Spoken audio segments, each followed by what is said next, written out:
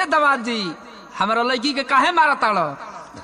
ए ससुर जी मारी डांटी ना तो कई के चाटी। काहे मारा ताड़ो? का कमी बा हमारा लड़की में? सुना कमी बा ए ससुर जी तोहरा बेटी में। का कमी बा बताओ। हम तो हाई पढ़ल ससुर जी अनपढ़ आपकी डॉक्टर मांगीला जहिया वाटर देवे ले टमाटर।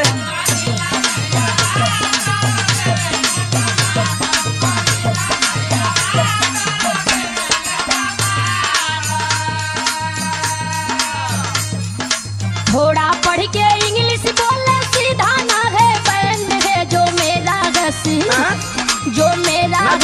बैंड है पापा जी हाफ मैंड है।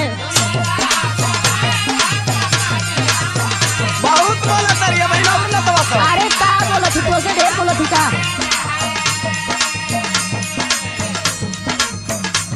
लाके देवे पाइप जब वो लाई कही के वाइफ हो।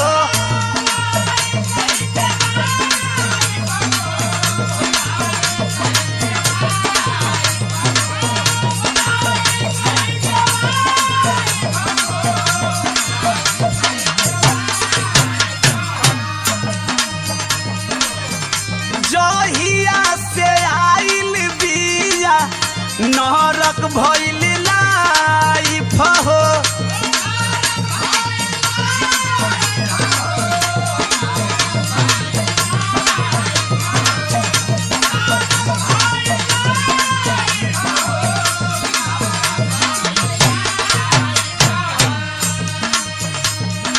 एकरे चलते फिल्म नहीं देखी हैरी पॉटर मांगीला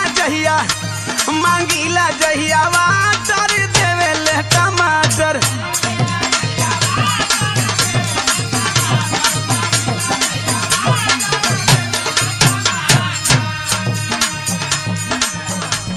खाली अंग्रेजी में का रेला बक बक पापा।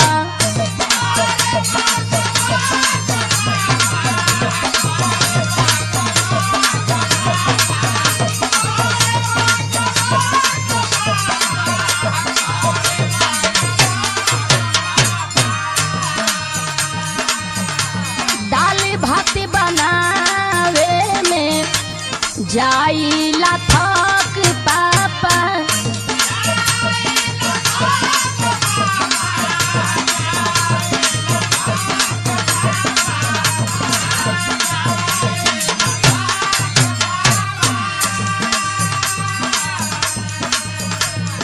कोई ना समझाए इनको जो भी इनका फ्रेंड है जो मेरा घसी बैंड है पापा जी हाफ मैंड है। ना होश में बोलबी काहे होश में बोली हो? अपना बाबू के देख के तोर मन बढ़वा। बाबू के देख के नहीं थी बोला तुम्हारी ये चलिए है। देख हमार जे फ्रेंड बन मुकेश सम्राट यादव है स्वामीनाथ यादव और जौन डिजिटल देखे लो किशोर कुमार जी दिल्ली वाला कुल पढ़ल लिखल बने लोग कंप्यूटर पढ़ेला अंग्रेजी जाने लो। अरे तुझे कर हिस्ट्री बताओ तारा ना। हाँ। उ लोग भी तुअरिए दिमाग का। अरे ए ससुर जी दोस्त हमार बाकी तोहरा बेटी को। अच्छा तो सुनी मांगता हूँ पेन तो धा राती लालटे न ससुर जी।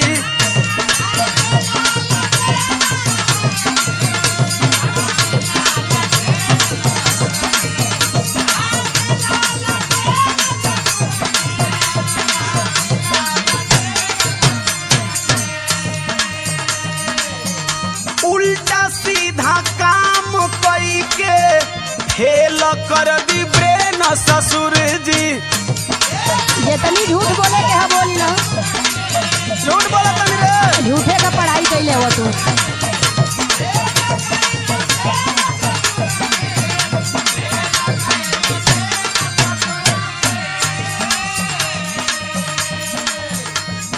मन करता है मार दूं इसको खींच के कहियो गाटर मांगीला मांगीला जहिया वाटर देवे ले टमाटर।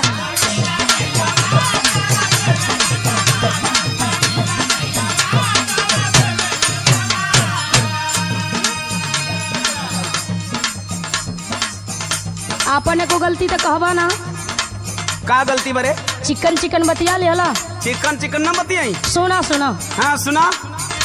रोजे पी के आवेला तो करेला ठोकाई पापा।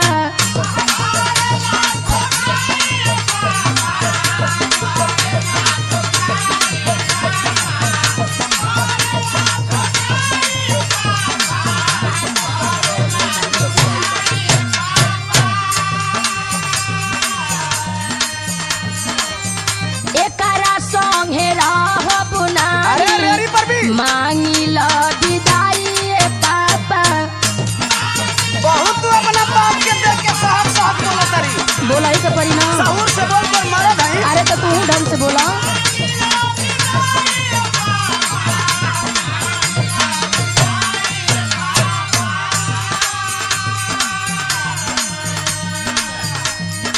अंड बंड है बकता हरदम छूटा इसका हैंड है जो मेरा घसी बैंड है पापा जी हाफ मैंड है। मांगीला जहिया वाटर देवे ले टमाटर। जो